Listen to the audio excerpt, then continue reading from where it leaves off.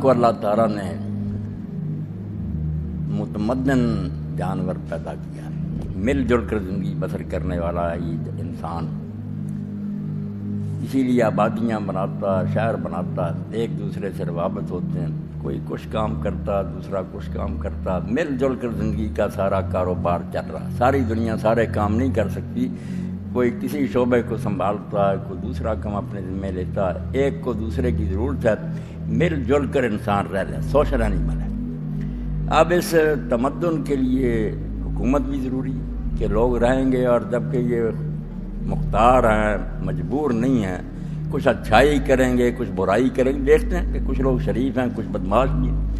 تو اب نظم قائم کے رکھنے کے لیے کہ بگاڑ بڑھ نہ جائے، بگاڑ تو رہے گا، آخر انسان ہے، فرشتوں نے کہا تھا کہ یہ خون ریزی کرے گا، فساد کرے گا، تو اللہ تعالیٰ نے یہ نہیں کہا کہ نہیں کرے گا، صرف یہ کہا کہ میں جانتا ہوں یہ تم نہیں جانتے، اس کے لیے جو انتظام کیا جا سکا وہ تو کیا جائے گا، کتابیں اتاری جائیں گی، رسول آئیں گے، حکومت بنے گی، باقی اس کے بعد بھی لوگ بگڑے رہیں گے تو پھر خود ہی نتیجہ دیکھ لیں گے دوزخ۔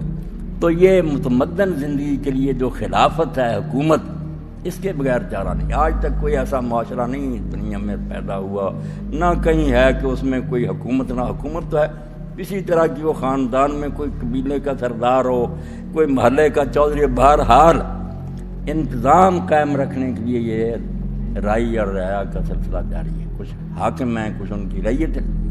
تو اب اللہ کی کتاب نے اس بارے میں بھی ہمیں ہدایتیں دی ہیں تاکہ لوگ اپنی زندگی کو درست رکھ سکیں، صحیح پٹری پر یہ گاڑی چلتی رہتی۔ تو اس سلسلے میں جو بات اللہ نے کہی ہے نا یہاں، اور تاکید کے ساتھ کہ یہ سورہ النساء، ان اللہ یامرکم، بے شک اللہ تمہیں حکم دیتا، کوئی اپیل نہیں کرتا، کوئی تمہارے سامنے منت سماج نہیں کہ حکم دیتا، وہ مالک ہے کائنات کا، بے شک تاکید کے ساتھ یہ بات کہی، یامرکم، اس کا یہ تاکیدی حکم ہے، اس کو اگر چھوڑو گے خرابیاں خرابیاں، پھر نہیں مسئلے حل ہوں گے، چیختے چلاتے رہو گے۔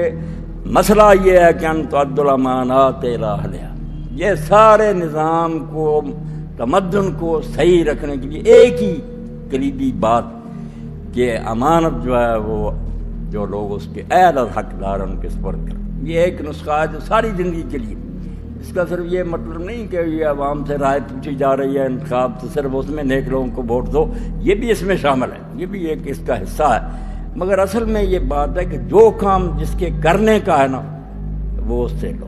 اگر علاج کرانا چاہتے ہو تو یہ بھی دانائی کی بات، عقل کی، اور دین بھی یہ کہتا ہے کہ ایسے آدمی سے علاج کراؤ جو علم طب کا ماہر ہے، اور اسی لیے اللہ کے رسول علیہ السلام نے دیکھ لیں صاف فرمایا فمن تطبع، طبیب نہیں ہے، کوئی طب نہیں اس نے پڑھی، علاج معالجہ نہیں جانتا مگر لوگوں کا علاج کرتا، تو فرمایا اس کے ہاتھ سے اگر کوئی مر جائے تو اس سے دیت وصول کی جائے گی، یہ نہیں اس کو چھٹی نہیں ملے گی، اس ڈاکٹر سے، اس حکیم سے باقاعدہ خون بہا، ایک آدمی کی جو خون کی رقم ہے نا 100 اونٹ، یہ لے کر وارثوں کو دی جائے گی کہ تم جو کام جانتے ہی نہیں تھے کیوں سنبھالی۔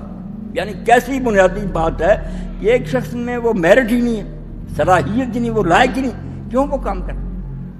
اسی لیے رسول کریم علیہ السلام سے جب ایک شخص نے پوچھا کہ اللہ کے رسول علیہ السلام مت الساعہ، قیامت کب ہے، تھوڑی دیر حضور صلی اللہ علیہ وسلم خاموش رہے، پھر آپ نے کہا کہ جو قیامت ہے نا ساری کائنات کی کہ ایک دن دنیا تباہ ہوگی، اس کی بات چھوڑو، جو قیامت معاشروں پر آتی ہے نا، بستیوں پر آتی ہے، اس کی بات کرو، جو بہت ہو تم، اذا زیت الامانہ ووسد الامر الی غیر اہلہا فانتظر الساعہ، جب امانت برباد ہو جاتی ہے، جو کام جس آدمی کا اس کے سپرد نہیں کیا جاتا، ووسد الامر الی غیر اہلہا، اور معاملے ان لوگوں کے سپرد کر دیے جاتے ہیں جو اس قابل نہیں ہیں، پھر تو انتظار کرنا قیامت کا۔ یہی ہوا مسلمانوں کے ساتھ کہ جس منصب پر شیخین جیسے لوگ بیٹھے رضی اللہ تعالیٰ، ابو بکر عمر جیسے، حضور کی نیابت، کہ نبی جو کام کرتا تھا نبی کے مثل، بھئی اس میں عکس تو وہ جب برباد ہو گیا، نالائق اور نائل لوگ جو مثل پر بیٹھ گئے، مسلمان ہی کہلاتے، مگر نہ ان کے پاس وہ علم تھا، نہ تقویٰ تھا، نہ خدا ترسی تھی، سارا کام برباد ہو کے رہ گیا۔ آپ اپنی تاریخ کا اگر خلاصہ نکالیں اتنا ہی کہ وہ خلیفے جو تھے ان کی بجائے ملک آ گئے، بادشاہ، انہوں نے ملک بھی فتح کیے، بہت کام کیے، مگر ظاہر بات ہے کہ وہ خلافت نبوت نبی کی جانشینی نہیں کر سکتے. چنگیز خان ہلاکو کی طرح وہ ملک فتح کر سکتے، مگر جو کام نبی کرتا تھا کہ لوگوں کی زندگیوں کو تبدیل کیا جائے، نیک بنا، یہ وہ کرنے کی قابل ہی نہیں تھی، صلاحیت ہی نہیں تھی. تو رسول کریم علیہ السلام نے فرمایا تم پوچھتے ہو قیامت کب آئے گی، قیامت کا انتظار کرنا اس وقت کہ آ جائے گی اور تباہ ہو جائے گا سب کچھ، جب امانت ضائع ہو جائے گی اور کام ان لوگوں کے سپرد ہو جائے گا جو اس کے اہل نہیں. اور دین بھی جو برباد ہوا صرف حکمرانوں کی بات، دین بھی اسی لیے برباد ہوا کہ ایسے لوگ دین سکھانے کے لیے آگے آ گئے جنہیں خود نہیں پتا کہ دین کیا ہے. رسول کریم علیہ السلام نے جب فرمایا کہ اللہ تعالیٰ اس طرح نہیں علم دے جاتا واپس امتوں سے کہ کتابیں اٹھا لی جاتی ہیں، کتابیں تو اسی طرح رہتی ہیں ان کے پاس. سچے عالم مر جاتے ہیں جو لائق ہوتے ہیں جانا، وہ نہیں رہتے. لوگ جاہلوں کو اپنے سردار بنا لیتے ہیں، وہ خود گمراہ ہوتے ہیں، لوگوں کو گمراہ کرتے ہیں. ایسے ہی سمجھ لیں کہ جس شخص کو پتہ ہی نہیں ڈرائیونگ کا، بیچارے کو خبر ہی نہیں کہ اس گاڑی کے پرزے کیا، کس طرح اس کو چلانا، کہاں روکنا، کہاں موڑنا، اس کو ڈرائیونگ سیٹ پر بٹھا دیا جائے تو اس کو سمجھنے کے لیے زیادہ عقل کی ضرورت ہے، برباد ہو جائے. تھوڑی دور تک کہ وہ کسی حادثے کا شکار کر دے گا سواریوں کو. اس سے بھی زیادہ خطرناک کام یہ ہے کہ جو آدمی کسی کام کا اہل نہیں، بے شک وہ حکومت کا منصب ہے، بے شک وہ اسکول کی مدرسی ہے، کسی مسجد کی امامت اور خطابت ہے. جب حضور صلی اللہ علیہ وسلم نے فرمایا تم کام اس کے حوالے کر دو گے جو اس کام کو سمجھتا ہی، اس کے اندر اتنی قابلیت ہی نہیں، برباد ہو گئی. اب بھی جو چل رہا ہے کہ لوگ کہتے ہیں اجتہاد، دین کی ایک اصطلاح کو استعمال کر رہے ہیں، وہی بات کہ غیر ہے لوگوں کے حوالے کرنا، سارا ٹی وی اور جو جہاننا بھائی اجتہاد ہونا چاہیے. اجتہاد کون کرے؟ جو نماز بھی 5 وقت نہیں پڑھتے، جن کی زندگیوں میں تقوی کا نام و نشان نہیں، وہ آپ بھی گندے ہیں، لوگوں کو بھی گندی تعلیم دیتے. وہ چاہتے ہیں کہ ہمیں چھٹی دے دے جائے کہ ہم چیر پاڑ کر کے نا اسلام کا نیا ہی حلیہ بنا دیں، جس میں عورتیں بے پردہ ہوں، گانے ہوں، ایک دوسرے سے شانہ بشانہ بیٹھیں. یہ اجتہاد نام رکھتے ہیں. اور اسی کو علامہ اقبال رحمۃ اللہ نے فرمایا، اس پر ایک پوری انہوں نے فصل لکھی ہے کہ جب امت کو زوال آ جائے تو بجائے اجتہاد کے تقلید لازم. دیکھیں یہ اس کو کہتے ہیں، اس کا بیٹا بھی اجتہاد ہے. اس سے پوچھیں جس کی عمر گزری تھی، اس نے ساری علم و بصیرت کے بعد نتیجہ یہ نکالا کہ اجتہاد اس وقت اچھا ہوتا ہے جب قومیں زندہ ہوتی ہیں، ان کے عالم جو ہے نا وہ دیندار ہوتے ہیں، دین پر چلانا چاہتے ہیں. جب اس میں لال آ جائے، کمزوری آ جائے، بیڑا غرق ہو جائے اور بہانے تراشے جائیں کہ دین کا نام لے کر دین سے جان چھڑانے کی بات نہیں، یہ اجتہاد عالمان کم نظر ابتدا بررفت جان تسلیم. کیا کسی عالم پر اعتماد کریں گے؟ کوئی سائنسدان پر کرے گا، کوئی ڈاکٹر پر کرے گا، اعتماد تو کرنا پڑے گا. اب کن پر اعتماد کیا جائے؟ بے ایمانوں پر، جھوٹوں پر، جو تھوڑے تھوڑے پیسوں پر اپنا دین بیچتے ہیں. ہم دیکھتے ہیں کہ حکمرانوں کو خوش کرنے کے لیے کیسے غلط مسئلے ان کی کریں یا ان لوگوں کی کریں جن کا تقوی، جن کی خدا ترسی اور جن کے بارے میں لوگ جانتے ہیں کہ وہ بے غرض ہیں. انہوں نے کوئی لالچ نہیں کیا، جیلوں میں چلے گئے، مارے گئے، مگر ظالم حکمرانوں کا ساتھ نہیں. محنت سماجت کرتے رہے منصور جیسے جابر خلیفے کہ ابو حنیفہ صرف تو مسجد گنتے ہیں، میرے کہنے پر گننا شروع کر، میرا ملازم ہو جا. امام نے کہا یہ میری طرف سے تائید ہو، یہ تو لوگوں کو پتہ چلے گا کہ ابو حنیفہ بھی ساتھ دیتا ہے، یہ حکومت ٹھیک ہے. جب میں سمجھتا ہوں کہ آپ کی بیعت جبر سے ہوئی ہے، امت نے نہیں چنا، آپ زبردستی بیٹھے، آپ غاصب ہیں، ظالم ہیں، میں کیوں ساتھ. اب ایسے نیک لوگ جو ہیں ان کو چھوڑ کر ہمیں ان کی تکلیف کریں کہ دین کو بیچتے ہیں، ہر برائی کو جائز کرنے کو، سود کو حلال کر رہا ہے، کوئی یہ بے پردگی کو جائز کر رہا ہے، کوئی موسیقی، کوئی ڈانس، کوئی عورتوں کے ساتھ گلے ملنا. اب ان کے پیچھے چلے تو کہتے ہیں راہ آبا روکیں جمعیت. جب امت میں زوال آ جائے تو پھر بہتر ہے کہ نیا اجتہاد کرنے سے ان پہلوں کے پیچھے چلتا رہے، کم از کم اتفاق سے رہے. یہ طرح طرح کی راگنیاں نہیں ہوں گی کہ ہر آدمی کی نئی دفلی اور نیا راگ، کچھ نہ کچھ جمعیت تو ہوگی، ایک جگہ اکٹھے رہیں. 4 امام ہیں، تھوڑے سے ہیں، ان کے پیچھے رہیں گے، جکڑے رہیں گے، امت اتنا منتشر نہیں ہوگی. اور یہ کہتے ہیں کہ اماموں نے لوگوں کو منتشر نہیں کیا، امام ختم کرنے اور اجتہاد کا دروازہ جیسا اجتہاد یہ چاہتے ہیں، آپ دیکھیں گے ایک کی رائے دوسرے سے نہیں ملے گی، انتشار ہی انتشار ہوگا. تو کہتے ہیں جانے دے اس اجتہاد کو، جن کا کام تھا ان کے سپرد کر. انہوں نے اجتہاد اگر کیا اور امت نے مانا اور اب تک ان کا ادب ہو رہا تو وہ اس اہل تھے، انہوں نے اپنا خلوص اقوا ثابت کر دیا تھا، یہ دین بیچنے والے لوگوں سے احتیاط کراتے۔ تو مطلب یہ دین کا کام ہو تب بھی اہل کے سپرد کرو، کسی ایسے عالم کی طرف جاؤ جو اللہ سے ڈرتا ہے، دین بیچتا نہیں ہے۔ حضرت عمر رضی اللہ تعالیٰ نے کعب الاحبار سے پوچھا کہ عالم کون ہے، عالم کی کیا ڈیفینیشن ہے، کس طرح پتہ چلے؟ کتابیں پڑھنے سے، لیکچر دینے سے؟ تو انہوں نے کہا الذین یعملون بما یعلمون، جو جانتے ہیں اس پر عمل کر۔ عالم بعمل ہو، یہ نہیں کہ باتیں کرے، کرتا ہو جو کہہ رہا ہے۔ تو انہوں نے پھر پوچھا ما اخرج العلم من قلوب العلماء، عالموں کے دلوں سے علم کو کون سی چیز نکال لیتی؟ اتنے پڑھے جو ہوتے ہیں پھر کیوں بے ایمان؟ غارت تما، لالچ بے ایمان کر دیا۔ تو جنہوں نے دین بیچ دیا وہ بھی تاریخ میں ایسے عالم گزرے مگر ذلیل ہو گئے، بعد میں ان کے ناموں کے ساتھ لعنت چمٹ گئی۔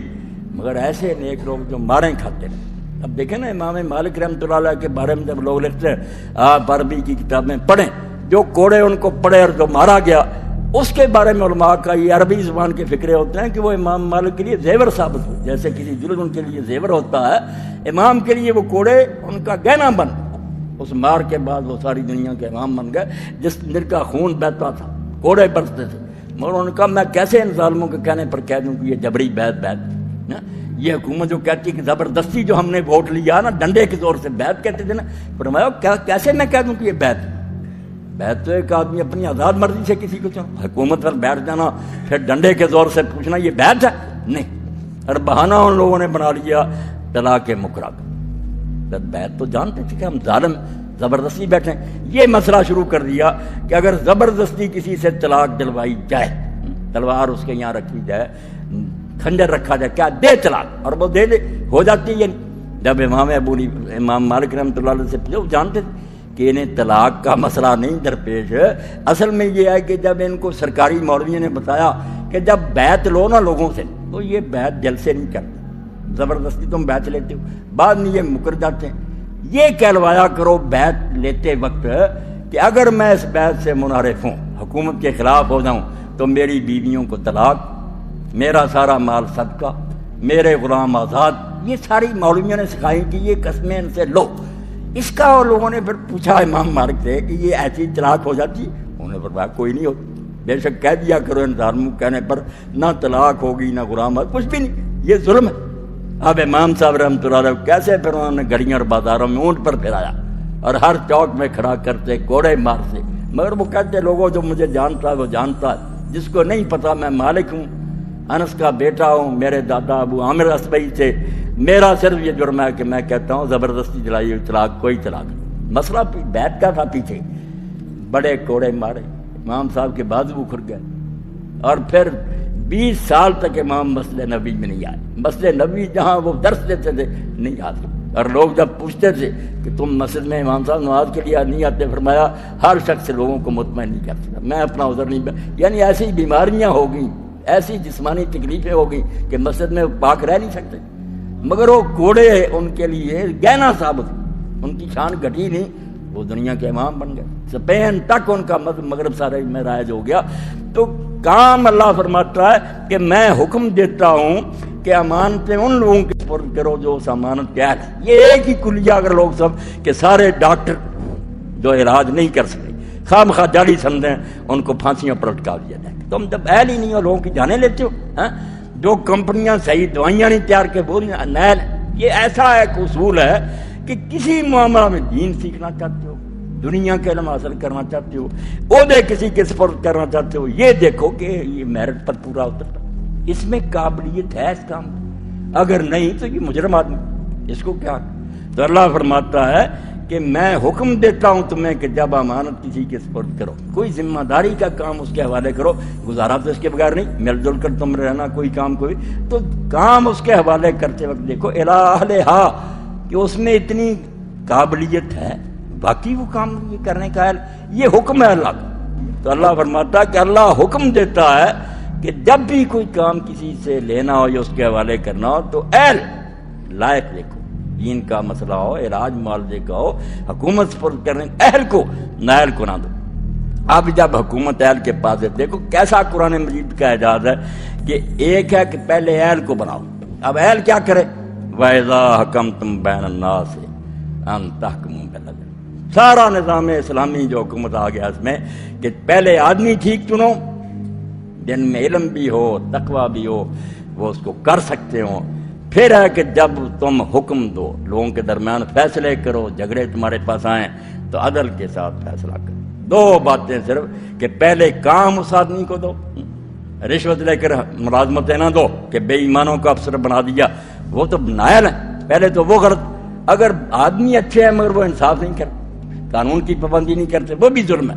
اور ان اللہ نعم ما یعظکم بہ، اب اللہ کہتا میرے کہے پر اگر تم نے کر لیا، قابل آدمی چنے اور وہ اللہ سے ڈر کر فیصلے کرتے رہے، تو یہ اتنی بہترین بات ہے جو اللہ تعالیٰ نے تمہیں سمجھائی ہے، جس کے بعد تمدن اور سارا نظام معاشرہ جو ہے درست چلے گا، کہیں خرابی نہیں آئے گی۔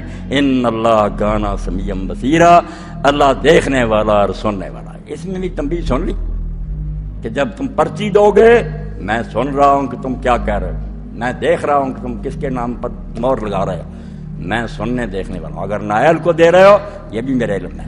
یہ بات یہاں ختم نہیں ہو گئی، میرے سامنے آؤ گے تو میں کہوں گا میری مخلوق تم نے ایسے ظالموں کے حوالے کر دی تھوڑے سے ٹکوں کی خاطر، اور اگر انہوں نے عدل نہ کیا وہ بھی میں جانتا ہوں، ساری باتیں میرے علم میں، دھوکہ نہیں ہو سکتی۔ اور اے اہل ایمان، اب آگے کام چلانے کے لیے جب اچھے چنیں گے صحیح فیصلہ کرتے ہیں، ریت ساتھ نہ دے، یہ بھی ظلم ہے۔ یا ایھا الذین آمنوا اطیعوا اللہ واطیعوا الرسول واولی الامر منکم۔ جب یہ سارا سسٹم ٹھیک ہو جائے پھر اللہ کی بات مانو، رسول کی مانو، اور جو تم میں سے اولی الامر ہیں ان کی بات تم میں سے، کہا ہے اہل ایمان کو، مگر یہاں وہ نبی پیدا ہوئے، وہ مجدد پیدا ہوئے نامراد، مسلمانوں کے مصلح اور خیر خواہ، سارے ان کو رحمۃ اللہ علیہ لکھتے ہیں کہ انہوں نے مسلمانوں کی بڑائی سوچی کیا، تحریف کر دی کہ کافر اگر آ گئے انگریز وہ بھی ہمارے اولی الامر ہیں۔ یہ مرزا غلام نے اس پر اور کوئی چیز ناغہ کر دی ہوگی، مگر 28 سال میں پہلی کتاب سے لے کر اس کو ناغہ نہیں کیا کہ حکومت برطانیہ اللہ کی رحمت ہے، خدا کا سایہ ہے، اس کے خلاف دل میں بھی نہ سوچو۔ اور آیت یہ کہ تم میں سے اولی الامر، بھائی تم میں سے کس کو کہہ رہا؟ یا ایھا الذین آمنوا، ایمان والوں کو، وہ ہم میں سے، وہ کافر ہیں، آپ ان کو ہمارے اولی الامر بنا رہے ہیں۔ اور خبیثوں نے ایک کتاب لکھی، رسالہ لکھا فخر سے کہ جو ہم کہتے ہیں اس سے بہت امن ہے کہ انڈیا میں رہیں، روس میں رہیں، جہاں رہیں وہ آپ کے اولی الامر ہیں، آپ کا اس کا ساتھ۔ اور اس کے لیے کیا کہ وہ امریکہ کا صدر جو بن گیا تھا کیتھولک کینیڈی تھا، اس کو لوگوں نے پوچھا کہ اگر ایسا معاملہ آ جائے کہ کانگریس کچھ کہے اور پوپ صاحب کچھ کہے، تو کیتھولک ہے ان کو اپنا روحانی پیشوا مانتا ہے، کیا بنے گا پھر، کس بات کو ترجیح دے؟ اب اس کی ایک اچھی بات تو خبیثوں نے مذاق اڑایا، اس نے کہا میں حکومت چھوڑ دوں گا اگر ایسا معاملہ آ گیا، میں پوپ صاحب سے مخالفت نہیں کر سکتا۔ یہ بات تعریف کے قابل تھی کہ میں اپنے عقیدے کو نہیں چھوڑ سکتا، مگر انہوں نے کہا یہ اسی وجہ سے کہ عیسائیت میں کوئی حل نہیں تھا، ورنہ وہ پوپ کو چھوڑ دیتا، جو حکومت کہتی وہ کرتا۔ اولی الامر من ظالم، اس کو کہتے ہیں یہ مجدد ہے، امام ہے، مسیح نہیں، غلامی، جس کو علامہ اقبال کہتے ہیں نا دولت اغیار رحمت شمار۔ یار کیا بحثیں کرتے ہو کہ عیسیٰ زندہ یہ مردہ، یہ تو دھوکہ دینے کے لیے انہوں نے شروع کر رکھی۔ ان کا اصل چہرہ دیکھو کہ سوائے ایک ظالم حکومت کے، کافر حکومت کی امداد کے کوئی کارنامہ نہیں کیا، کوئی اسلامی حکومت نہیں بنائی، کوئی تفسیر نہیں لکھی، کوئی حدیث کی شرح نہیں لکھی، غلام احمد نے کوئی کام نہیں کیا، صرف یہ کہ پہلا مر گیا میں آ گیا، اور میں یہ کہتا ہوں کہ جو وقت کی حکومت اس کا ساتھ دولت اغیار رحمت شمار۔ کافروں کی حکومت کو رحمت کہتا رہا، رقصہ گردے کلیسا کر دو مر، بیت اللہ کے بجائے گرجے کا طواف کیا، ساری عمر مر گئی انگریزوں کی خشام۔ اور بشیر الدین محمود نے کہا عراق میں جنگ ہو رہی تھی مسلمانوں کے خلاف کہ اگر میں خلیفہ نہ ہوتا تو ولنٹیئر بن کر انگریزوں کی فوج میں جاتا، مسلمانوں کے ملک بات کرنے۔ تو یہ ہیں وہ لوگ جو جھوٹے ہیں۔ اسی طرح وحید الدین خان اٹھ کھڑا ہوا کہ نہیں سر سید بھی ٹھیک کہتا تھا، جو حکومت آ جائے اس کا ساتھ۔ بھائی یہ مصلح نہیں ہے، دین کی جڑیں کاٹتے ہیں۔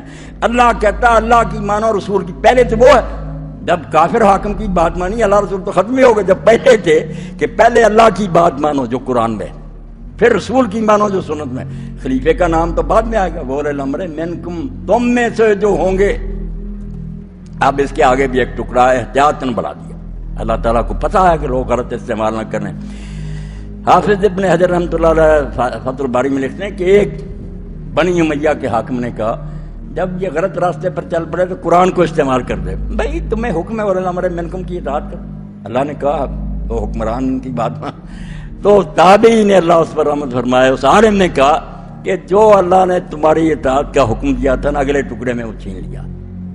آگے کہا فین تنازعتم، اگر ہو جائے جھگڑا، حکمران ایک طرف لے جانا چاہیں تم دوسری طرف، تو پھر حکمران وغیرہ کوئی شے نہیں، پھر کیا ہے فردوا الی اللہ والرسول، اللہ رسول کی طرف بات جائے گی کہ قرآن کیا کہتا ہے، رسول کیا کہتا ہے، ان کنتم تؤمنون۔ ایسے بھی اس حاکم عالم نے کہا بھائی جو تمہیں کہا نا وہ صرف ایک نوکر کی بات تھی کہ تم نوکر ہو، اللہ رسول کا حکم چلاؤ، مگر جب تم اس سے پھر جاؤ سارا تمہارا اعزاز اور عزت ختم ہوگی، کیوں ہم تمہاری بات پھر مانیں، اللہ رسول کو چھوڑ دیں۔ ان کنتم تؤمنون باللہ والیوم الآخر۔ اب آپ دیکھ لیں اس کو اللہ تعالیٰ نے کوئی سفارش نہیں، کتنی بنیادی بات کی، اگر تم اللہ کو مانتے ہو اور آخرت پر تمہارا یقین ہے تو پھر یہی عمل ہونا چاہیے، اہل کو امانت دو اور وہ عدل سے حکومت کرے۔ اس سے کیا نتیجہ نکلا کہ جو غیر اہل کو دیں گے اور وہ جو آگے جاتے ہیں وہ عدل نہیں کریں گے، فرمایا نہ وہ اللہ کو مانتے ہیں نہ آخرت کو مانتے ہیں، اللہ اور آخرت کو مانتے ہوتے تو یہ کام کرتے۔ یہ جو حرکتیں ہیں تمہاری، اس سے صاف پتہ چل گیا تم زبان سے صرف کہتے ہو کہ اللہ بھی اور آخرت بھی، تمہارا ایمان اور یقین نہیں ہے، مردہ ایمان کے نایت درم۔ اقبال کہتے ہیں وہ ایمان مرا ہوا جو عمل میں نہیں آتا، کہتا ہے آدمی کرتا نہیں، وہ کیا مانتا؟ میں کہتا ہوں آگ جلاتی ہے، میں مانتا ہوں، مگر آگ پر ہاتھ ڈالتا ہوں نہیں، کوئی فائدہ نہیں ماننے کا۔ میں کہتا ہوں زہر ہلاک کر رہے میں کھاتا ہوں۔ تو جو یہ کہتے ہیں کہ مسلمان کلمہ گو تو ہے، حالانکہ سوچا جائے تو کافروں سے زیادہ مجرم ہے۔ کافر تو ابھی تک یقین نہیں کرتا کہ یہ دین سچا، تو مانتا ہے جو اللہ رسول نے کہا کہ یہ صحیح ہے یہ غلط ہے، پھر اس کے الٹ کرتا تو جان بوجھ کر جرم کر رہا۔ تجھے کیا راحت ملے گی؟ سزا ملے گی۔ اور کلمہ گو کو صرف دو راحتیں اللہ نے دی ہے کہ اگر مجبور کر دیا جائے، تو نہیں چاہتا تلوار آ یہاں، تو جو نہیں بلال کی طرح کوئلوں پر لیٹ سکتا وہ اگر جان چھڑا لے، سچ اکراہ، ایک اس کو مانا کہ دل ٹھیک ہے مجبوری تھی، ایک یہ کہ بجہالت ہے، کوئی پروگرام نہیں تھا، کوئی منصوبہ نہیں تھا، حالات ایسے پیدا ہو گئے کہ جوش جذبات میں غلط کام ہو گیا، جناب بھی ہو گیا، اچانک ایسے حالات پیدا ہو گئے تنہائی میں ہمارا کوئی، مگر جو سوچ سمجھ کر سکیمیں بنا کر کئی سال دل میں برائی کی جڑ تم لگاتے ہو، یہ کیسے بخش دی جائے؟ یہ ایمان کے ساتھ جمع نہیں ہو سکتا۔ یہ تم جھوٹ بولتے ہو کہ ایمان رکھتے ہو، اگر اللہ کو مانتے اور آخرت کو مانتے، نادانی سے ہو جانا یا مجبوری سے الگ بات تھی، مزے لینا، خوش ہو کر کرنا، یہ صاحب بتاتا ہے کہ تمہارا دعویٰ ایمان جھوٹا ہے۔ ذالک خیر و احسن تاویلا۔ اور کیسی پیاری بات اللہ نے کہی کہ اگر یہ کام جو میں تمہیں کرو گے یہ تمہارے لیے بہتر ہے، بہتر میں سب کچھ آ گیا کہ دنیا میں بھی آرام کی زندگیاں گزریں گی، واحسن تاویلا، اور اس کا انجام بھی بہت اچھا ہوگا۔ بس اس ہدایت کو چھوڑنے کا نتیجہ بے علم عالموں سے مسئلے پوچھنے لگے، خبیث لوگوں کو حاکم بنانے لگے، بالکل گاڑی کی ڈرائیونگ ایسے نیلوں کے سپرد کر دی جن کو پتہ ہی نہیں تھا کہ گاڑی کیسے چلانی، برباد نہیں ہونا تھا تو اور کیا ہونا۔ ساری خرابی کی جڑ غلط قیادت، خواہ وہ علم میں ہو خواہ حکومت میں ہو۔ جب ایسے آدمی کو آپ نکیل پکڑا دیں گے اپنی اونٹنی کی، جو راستہ جانتا ہی نہیں تو پھر کھڈ میں ہی گرائے گا۔ مسلمانوں، اللہ تمہیں حکم دیتا ہے کہ امانتیں اہل امانت کے سپرد کر دو، اور جب لوگوں کے درمیان فیصلہ کرو تو عدل کے ساتھ کرو۔ اللہ تم کو نہایت عمدہ نصیحت کرتا ہے، اور یقیناً اللہ سب کچھ سنتا اور دیکھتا ہے۔ اور جب لوگوں کے درمیان فیصلہ کرو تو عدل کے ساتھ کرو۔ یعنی تم ان برائیوں سے بچے رہنا جن میں بنی اسرائیل مبتلا ہو گئے۔ بنی اسرائیل کی بنیادی غلطیوں میں سے ایک یہ تھی کہ انہوں نے اپنے انحطاط کے زمانے میں امانتیں یعنی ذمہ داری کے منصب اور مذہبی پیشوائی اور قومی سرداری کے مرتبے یعنی پوزیشنز آف ٹرسٹ ایسے لوگوں کو دینے شروع کر دیے جو نااہل، کم ظرف، بد اخلاق، بد دیانت اور بدکار تھے۔ نتیجہ یہ ہوا کہ برے لوگوں کی قیادت میں ساری قوم خراب ہوتی چلی گئی۔ مسلمانوں کو ہدایت کی جا رہی ہے کہ تم ایسا نہ کرنا، بلکہ امانتیں ان لوگوں کے سپرد کرنا جو ان کے اہل ہوں، یعنی جن میں بار امانت اٹھانے کی صلاحیت ہو۔ بنی اسرائیل کی دوسری بڑی کمزوری یہ تھی کہ وہ انصاف کی روح سے خالی ہو گئے۔ وہ شخصی اور قومی اغراض کے لیے بے تکلف ایمان نگل جاتے تھے، صریح ہٹ دھرمی برت جاتے تھے، انصاف کے گلے پر چھری پھیرنے میں انہیں ذرا تامل نہ ہوتا تھا۔ ان کی بے انصافی کا تلخ ترین تجربہ اس زمانے میں خود مسلمانوں کو ہو رہا تھا۔ ایک طرف ان کے سامنے محمد رسول اللہ صلی اللہ علیہ وسلم اور ان پر ایمان لانے والوں کی پاکیزہ زندگیاں تھیں، دوسری طرف وہ لوگ تھے جو بتوں کو پوج رہے تھے، بیٹیوں کو زندہ گاڑتے تھے، سوتیلی ماؤں تک سے نکاح کر لیتے تھے اور کعبے کے گرد مادرزاد ننگے ہو کر طواف کرتے تھے۔ یہ نام نہاد اہل کتاب ان میں سے دوسرے گروہ کو پہلے گروہ پر ترجیح دیتے تھے، اور ان کو یہ کہتے ہوئے ذرا شرم نہ آتی تھی کہ پہلے گروہ کے مقابلے میں یہ دوسرا گروہ زیادہ صحیح راستے پر ہے۔ اللہ تعالیٰ ان کی اس بے انصافی پر تنبیہ کرنے کے بعد اب مسلمانوں کو ہدایت کرتا ہے کہ تم کہیں ایسے بے انصاف نہ بن جانا، خواہ کسی سے دوستی ہو یا دشمنی، بہرحال بات جب کہو انصاف کی کہو، اور فیصلہ جب کرو عدل کے ساتھ کرو۔ ان اللہ یامرکم ان تؤدوا الامانات الی اہلها، اور یہ 2-3 آیتیں نہایت اہم ہیں قرآن مجید کی۔ سارا اسلام کا سیاسی، قانونی، دستوری نظام اس میں ہے۔ ان اللہ یامرکم ان تؤدوا الامانات الی اہلها، پہلی بات تو یہ اللہ تمہیں حکم دیتا ہے کہ امانات سپرد کرو اس کے اہل لوگوں کو۔ فَإِذَا حَكَمْتُمْ بَيْنَ النَّاسِ أَن تَحْكُمُوا بِالْعَدْلِ، اور جب لوگوں کے درمیان فیصلہ کرو تو عدل سے فیصلہ کرو۔ پہلی بات یہ ہے کہ جو بھی آپ سیاسی نظام بناتے ہیں، انتظام کرتے ہیں، اس میں منصب ہوتے ہیں، منصبوں کی پھر ذمہ داریاں ہوتی ہیں تو اختیارات بھی ہوتی ہیں، اس کو دیکھ کر دینا چاہیے کہ کون اہل ہے۔ یہ کہ برادری کی وجہ سے، رشتہ داری کی وجہ سے، کسی کی دولت کی وجہ سے، کسی کے دھونس کی وجہ سے اگر آپ نے کیا تو خیانت کی ہے، پھر یہ امانت ہے۔ اس امانت کا استعمال صحیح ہونا چاہیے۔ عام معنی میں بھی امانت، جو بھی امانت کسی نے رکھوائی ہے اسے واپس لوٹانی ہے، لیکن یہاں یہ وہ معاشرتی زندگی اور جو بھی ایک اجتماعی زندگی کے جو اہم اصولوں کی حیثیت سے بات آ رہی ہے کہ ان تؤدوا الامانات الی اہلها، جو بھی اہل ہیں اس کے استطاعت اور اہلیت رکھنے والے ہیں۔ نمبر 2 جوڈیشری، وَإِذَا حَكَمْتُمْ بَيْنَ النَّاسِ أَن تَحْكُمُوا بِالْعَدْلِ، پہلی چیز ہے سیاسی نظام، کس کو امیر بناؤ، امیر المومنین بناؤ، کس کے لیے تم ہیڈ آف دی اسٹیٹ بناؤ، کیا کرو، وہ تو جو بھی نظام ہوگا پہلے تو یہ کہ وہ اہلیت کی بنیاد پر ہو۔ نمبر 2 جوڈیشری جو ہے وہ مضبوط ہو۔ اذا حکمتم بین الناس ان تحکموا بالعدل، جب لوگوں کے مابین تم فیصلے کرو تو عدل کے ساتھ کرو۔ ان اللہ نعم ما یعظکم بہ، یقیناً اللہ تعالیٰ یہ بہت ہی اچھی نصیحتیں ہیں جو تمہیں کر رہا ہے۔ ان اللہ کان سمیعا بصیرا، یقیناً اللہ تعالیٰ سب کچھ سننے والا، دیکھنے والا ہے۔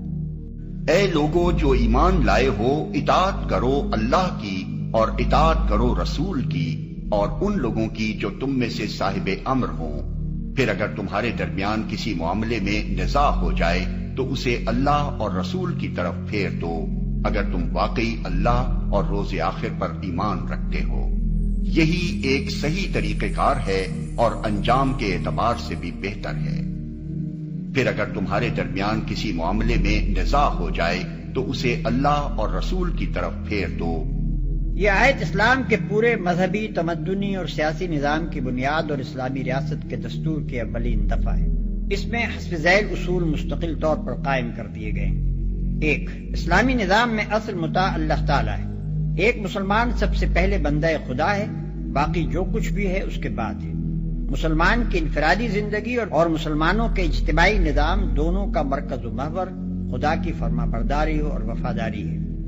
دوسری اطاعتیں اور وفاداریاں صرف اس صورت میں قبول کی جائیں گی کہ وہ خدا کی اطاعت اور وفاداری کے مد مقابل نہ ہو، بلکہ اس کے تحت اور اس کی تابع ہوں، ورنہ ہر وہ حلقہ اطاعت توڑ کر پھینک دیا جائے گا جو اس اصلی اور بنیادی اطاعت کا حریف ہو۔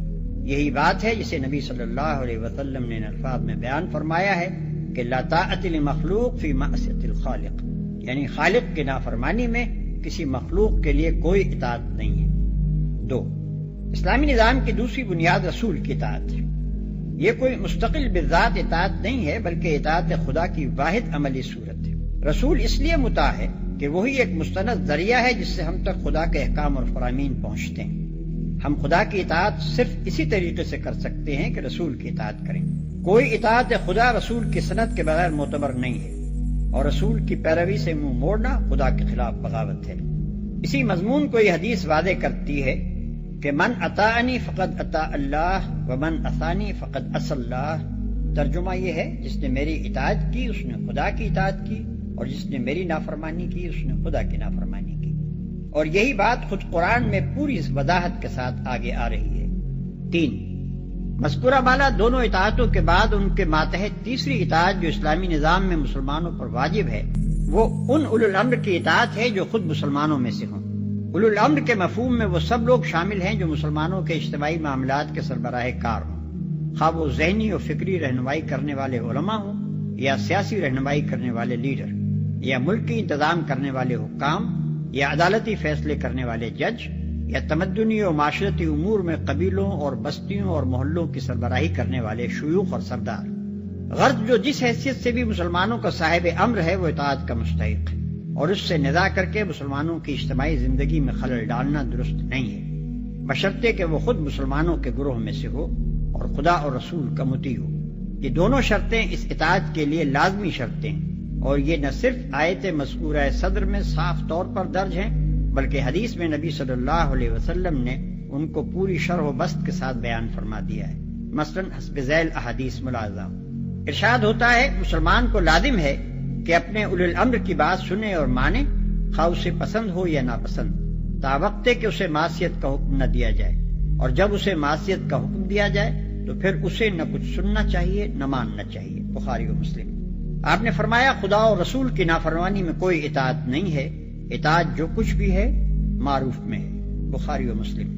حضور صلی اللہ علیہ وسلم نے فرمایا تم پر ایسے لوگ بھی حکومت کریں گے جن کی بعض باتوں کو تم معروف پاؤ گے اور بعض کو منکر، تو جس نے ان کے منکرات پر اظہار ناراضی کیا وہ بری الذمہ ہوا، اور جس نے ان کو ناپسند کیا وہ بھی بچ گیا، مگر جو ان پر راضی ہوا اور پیروی کرنے لگا وہ ماخوذ ہوگا۔ صحابہ رضوان اللہ تعالی علیہ اجمعین نے پوچھا پھر جب ایسے حکام کا دور آئے تو کیا ہم ان سے جنگ نہ کریں؟ آپ نے فرمایا نہیں، جب تک کہ وہ نماز پڑھتے رہیں۔ مسلم کی روایت۔ یعنی ترک نماز وہ علامت ہوگی جس سے صریح طور پر معلوم ہو جائے گا کہ وہ اطاعت خدا اور رسول سے باہر ہو گئے ہیں، اور پھر ان کے خلاف جد و جہد کرنا درست ہوگا۔ حضور صلی اللہ علیہ وسلم نے فرمایا تمہارے بدترین سردار وہ ہیں جو تمہارے لیے مبغوض ہوں اور تم ان کے لیے مبغوض ہو، تم ان پر لعنت کرو اور وہ تم پر لعنت کریں۔ صحابہ کرام نے عرض کیا یا رسول اللہ صلی اللہ علیہ وسلم جب یہ صورت ہو تو کیا ہم ان کے مقابلے پر نہ اٹھیں؟ فرمایا نہیں، جب تک وہ تمہارے درمیان نماز قائم کرتے رہیں، نہیں جب تک وہ تمہارے درمیان نماز قائم کرتے رہیں۔ مسلم کی روایت۔ اس حدیث میں اوپر والی شرط کو اور زیادہ واضح کر دیا گیا ہے۔ اوپر کی حدیث سے گمان ہو سکتا تھا کہ اگر وہ اپنی انفرادی زندگی میں نماز کے پابند ہوں تو ان کے خلاف بغاوت نہیں کی جا سکتی، لیکن یہ حدیث بتاتی ہے کہ نماز پڑھنے سے مراد دراصل مسلمانوں کی جماعتی زندگی میں نماز کا نظام قائم کرنا ہے۔ یعنی صرف یہی کافی نہیں ہے کہ وہ لوگ خود پابند نماز ہوں، بلکہ ساتھ ہی یہ بھی ضروری ہے کہ ان کے تحت جو نظام حکومت چل رہا ہو وہ کم از کم اقامت صلاۃ کا انتظام کرے۔ یہ اس بات کی علامت ہوگی کہ ان کی حکومت اپنی اصولی نوعیت کے اعتبار سے ایک اسلامی حکومت ہے، ورنہ اگر یہ بھی نہ ہو تو پھر اس کے معنی یہ ہوں گے کہ وہ حکومت اسلام سے منحرف ہو چکی ہے اور اسے الٹ پھینکنے کی صحیح مسلمانوں کے لیے جائز ہو جائے گی۔ اسی بات کو ایک اور روایت میں اس طرح بیان کیا گیا ہے کہ نبی صلی اللہ علیہ وسلم نے ہم سے من جملہ اور باتوں کے ایک اس امر کا بھی عہد لیا کہ ہم اپنے سرداروں اور حکام سے نزاع نہ کریں گے الا یہ کہ ہم ان کے کاموں میں کھلا کھلا کفر دیکھیں جس کی موجودگی میں ان کے خلاف ہمارے پاس خدا کے حضور پیش کرنے کے لیے دلیل موجود ہو۔ بخاری و مسلم۔ 4، چوتھی بات جو آیت زیر بحث میں ایک مستقل اور قطعی اصول کے طور پر طے کر دی گئی ہے یہ ہے کہ اسلامی نظام میں خدا کا حکم اور رسول کا طریقہ بنیادی قانون اور آخری سند فائنل اتھارٹی کی حیثیت رکھتا ہے۔ مسلمانوں کے درمیان یا حکومت اور رعایا کے درمیان جس مسئلے میں بھی نزاع واقع ہوگی اس میں فیصلے کے لیے قرآن اور سنت کی طرف رجوع کیا جائے گا، اور جو فیصلہ وہاں سے حاصل ہوگا اس کے سامنے سب سر تسلیم خم کر دیں گے۔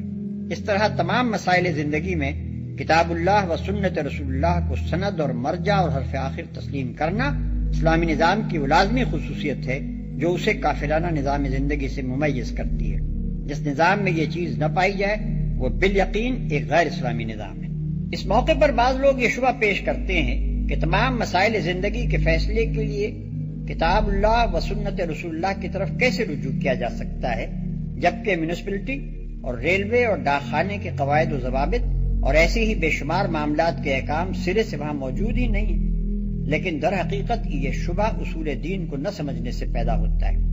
مسلمان کو جو چیز کافر سے ممیز کرتی ہے وہ یہ ہے کہ کافر مطلق آزادی کا مدعی ہے اور مسلمان فی الاصل بندہ ہونے کے بعد صرف اس دائرے میں آزادی سے متمتع ہوتا ہے جو اس کے رب نے اسے دی ہے۔ کافر اپنے سارے معاملات کا فیصلہ خود اپنے بنائے ہوئے اصول اور قوانین اور ضوابط کے مطابق کرتا ہے، اور سرے سے کسی خدائی سند کا اپنے آپ کو حاجت مند سمجھتا ہی نہیں۔ اس کے برعکس مسلمان اپنے ہر معاملے میں سب سے پہلے خدا اور اس کے رسول صلی اللہ علیہ وسلم کی طرف رجوع کرتا ہے، پھر اگر وہاں سے کوئی حکم ملے تو وہ اس کی پیروی کرتا ہے، اور اگر کوئی حکم نہ ملے تو وہ صرف اسی صورت میں آزادی عمل برتتا ہے، اور اس کی یہ آزادی عمل اس حجت پر مبنی ہوتی ہے کہ اس معاملے میں شارع کا کوئی حکم نہ دینا اس کی طرف سے آزادی عمل عطا کیے جانے کی دلیل ہے۔ یہی ایک صحیح طریقہ کار ہے اور انجام کے اعتبار سے بھی بہتر ہے۔ قرآن مجید چونکہ محض کتاب آئین ہی نہیں ہے بلکہ کتاب تعلیم و تلقین اور صحیفہ وعظ و ارشاد بھی ہے، اس لیے پہلے فقرے میں جو قانونی اصول بیان کیے گئے تھے اب اس دوسرے فقرے میں ان کی حکمت و مصلحت سمجھائی جا رہی ہے۔ اس میں دو باتیں ارشاد ہوئی ہیں، ایک یہ کہ مذکورہ بالا چاروں اصولوں کی پیروی کرنا ایمان کا لازمی تقاضا ہے، مسلمان ہونے کا دعویٰ اور ان اصولوں سے انحراف، یہ دونوں چیزیں ایک جگہ جمع نہیں ہو سکتی۔ دوسرے یہ کہ ان اصولوں پر اپنے نظام زندگی کو تعمیر کرنے ہی میں مسلمانوں کی بہتری بھی ہے، صرف یہی ایک چیز ان کو دنیا میں صراط مستقیم پر قائم رکھ سکتی ہے اور اسی سے ان کی عاقبت بھی درست ہو سکتی ہے۔ یہ نصیحت ٹھیک اس تقریر کے خاتمے پر ارشاد ہوئی ہے جس میں یہودیوں کی اخلاقی اور دینی حالت پر تبصرہ کیا جا رہا تھا۔ اس طرح ایک نہایت لطیف طریقے سے مسلمانوں کو متنبہ کیا گیا ہے کہ تمہاری پیش رو امت دین کے ان بنیادی اصولوں سے منحرف ہو کر جس بستی میں گر چکی ہے اس سے عبرت حاصل کرو۔ جب کوئی گروہ خدا کی کتاب اور اس کے رسول کی ہدایت کو پس پش ڈال دیتا ہے اور ایسے سرداروں اور رہنماؤں کے پیچھے لگ جاتا ہے جو خدا اور رسول کے مطیع فرمان نہ ہو اور اپنے مذہبی پیشواؤں اور سیاسی حاکموں سے کتاب و سنت کی سند پوچھے بغیر ان کی اطاعت کرنے لگتا ہے تو وہ ان خرابیوں میں مبتلا ہونے سے کسی طرح بچ نہیں سکتا جن میں بنی اسرائیل مبتلا ہوئے۔ أَلَمْ تَرَ إِلَى الَّذِينَ يَزْعُمُونَ أَنَّهُمْ آمَنُوا بِمَا۔ اب تیسری ہے لیجسلیچر۔ آپ کو معلوم ہے یہ تین پلرز ہیں ماڈرن سٹیٹ کے، چوتھا کہہ دیتے ہیں کہ پریس بھی چوتھا پلر ہے، یہ کہنے کی باتیں ہیں، اصل میں تو تین ہی ہیں، لیجسلیچر، جوڈیشری اور انتظامیہ، ایگزیکٹو۔ ایگزیکٹو کی پہلی آیت آ گئی، جسے اختیار دینا ہے دیکھ لو کہ اہل ہے کہ نہیں، عدلیہ، اور اب تیسری بات لیجسلیچر۔ لیجسلیچر کے اصول کیا ہوں گے؟ یا ایھا الذین آمنوا اطیعوا اللہ واطیعوا الرسول، اے اہل ایمان اطاعت کرو اللہ کی اور اطاعت کرو رسول کی، یعنی کوئی قانون اللہ اور اس کے رسول کی منشا کے خلاف نہیں بنایا جا سکتا۔ یہ ہمارے دستور میں بھی لکھا ہوا ہے، no legislation can be done repugnant to the Quran and the Sunnah, لیکن یہ تو جو میں آج کل کہہ رہا ہوں کہ یہ منافقت کا پلندہ ہے کہ اس کی کوئی ضمانت نہیں، اس کی ایگزیکیوشن کی، امپلیمنٹیشن کی کوئی اسکیم موجود نہیں، لکھا ہوا ہے اوپر۔ اطیعوا اللہ واطیعوا الرسول، اللہ کے احکام اور رسول کے احکام، یہ دو مستقل سورسز آف لا ہیں، مستقل سورسز آف لا۔ منکرین سنت کی یہاں نفی ہوتی ہے۔ وَأُولِي الْأَمْرِ مِنْكُمْ، اور اپنے میں سے اولو الامر کی بھی اطاعت کرو۔ لیکن یہاں جو عجیب بات ہے وہ یہ ہے کہ تین کی اطاعت آئی، اللہ کی، رسول کی، اولو الامر کی، دو کے لیے اطیعوا، تیسرے کے لیے نہیں ہے۔ یا تو یہ بھی ہو سکتا تھا کہ اطیعوا ایک مرتبہ آ جاتا اور تینوں کو کور کر جاتا، یا ایھا الذین آمنوا اطیعوا اللہ والرسول واولی الامر منکم، تینوں برابر ہو جاتے، یا اطیعوا تیسری مرتبہ بھی آتا، یا ایھا الذین آمنوا اطیعوا اللہ واطیعوا الرسول واطیعوا اولی الامر منکم، دو کے ساتھ ہے، تیسرے کے ساتھ نہیں۔ اولو الامر جو ہو ایک شرط واضح ہو گئی، تم میں سے ہونے چاہیے، مسلمان ہو۔ غیر مسلم کی حکومت کو ذہن ریکنسائل کرنا اللہ سے بغاوت ہے، ریکنسائل کرنا۔ اولو الامر منکم، مسلمان تو ہونا کم سے کم۔ البتہ یہ کہ ان کی اطاعت مستقل نہیں، دائم نہیں، انکنڈیشنل نہیں۔ اللہ کی اطاعت مطلق، absolute, unconditional, without any limits. رسول کی اطاعت absolute, unconditional, without any limit. لیکن اولو الامر کی اطاعت ہوگی اللہ اور اس کے رسول کی اطاعت کے تابع۔ جو حکم لائے اسے بتانا ہوگا میں کتاب و سنت سے کیسے اس کا استنباط کر رہا ہوں، وہ اسے ثابت کرنا ہوگا کہ یہ کتاب و سنت کے خلاف نہیں ہے، کم سے کم یہ ثابت کرنا ہوگا۔ یہ ہے فرق، اسی پر لیجسلیشن ہو سکتی ہے جدید، جتنی بھی مشینری ہے لیجسلیٹو، وہ کانگریس ہو، وہ پارلیمنٹ ہو، مجلس ملی ہو، وہ قانون سازی کرو۔ ہاں ریپنڈنٹ to the Quran and the سنہ نہیں ہو سکتی، بات ختم۔ فَإِن تَنَازَعْتُمْ فِي شَيْءٍ، پھر اگر تمہارا کسی معاملے میں جھگڑا ہو جائے، اولو الامر کہتا ہے میں تو اسے اسلام کے تقاضا صحیح سمجھتا ہوں، آپ سمجھتے ہیں نہیں تم غلط کہہ رہے ہو، کہاں جائیں اب؟ فَرُدُّوهُ إِلَى اللَّهِ وَالرَّسُولِ، لوٹا دو اسے اللہ اور رسول کی طرف، یعنی اب یہ کہ جو بھی اپنی بات ثابت کرنا چاہتا ہے اسے اللہ اور اس کے رسول سے دلیل لانی پڑے گی، میری پسند، میرا خیال، میرا نظریہ نہیں، اللہ اور اس کے رسول کے بات۔ اور اس میں یہ بات ماننی پڑے گی کہ ابھی یہاں ایک خلا ہے، وہ خلا یہ ہے کہ یہ فیصلہ کون کرے گا کہ اس کی رائے صحیح ہے یا اس کی رائے صحیح ہے۔ یہ ہے اصل میں آج کی ریاست میں آ کر وہ خلا پر ہو چکا ہے، یہ جوڈیشری کا کام ہے۔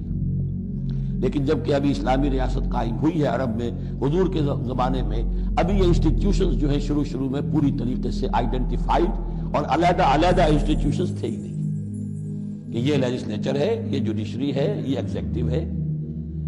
حضرت ابوبکر کے زمانے میں تو کوئی قاضی تھے ہی نہیں، حضرت عمر نے پہلے شعبہ قضا شروع کیا ہے، تو رفتہ انسٹیٹیوشن ڈیولپ ہوئے ہیں۔